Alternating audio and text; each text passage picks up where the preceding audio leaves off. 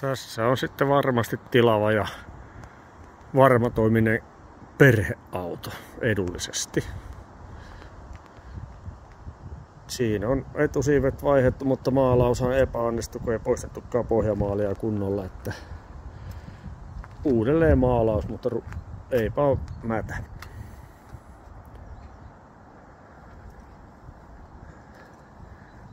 Automaattisesti säätyy aina suoraksi tää auto. Ja tilaa löytyy myös takakontista aikaista hyvästi. Penkkejä piisaa 7 ja silti mahtuu vielä viikon kamat kutakuinkin kyytiin ja irrotettava vetokoukku löytyy.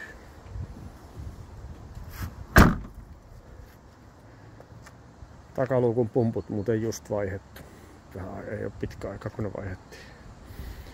Pieniä naarmuja siellä täällä, mutta 21 vuotta vanha auto, niin kyllä se nyt sattuu semmoista. Siinä on kans etusiivessä pientä tuommoista maalilähteä, eli käytännössä pitäisi ottaa siivet irti ja poistaa vanhat maalit ja uusi maali pintaan. Siinä on kans sit vähän naarmua tossa. Huomiovalot toimii ja lisää pitkät toimii.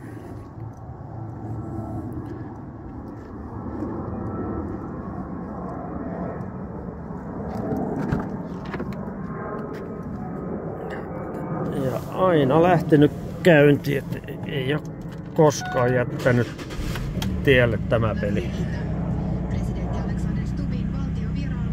Siinä kilsat ja tää on ollut mulla uudesta saakka käytännössä.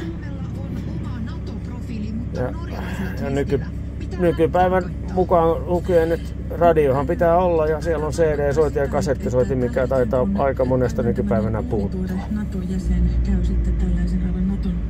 Siitä kuuleekin kompressori käy siellä, että se suoristaa auton automaattisesti aina.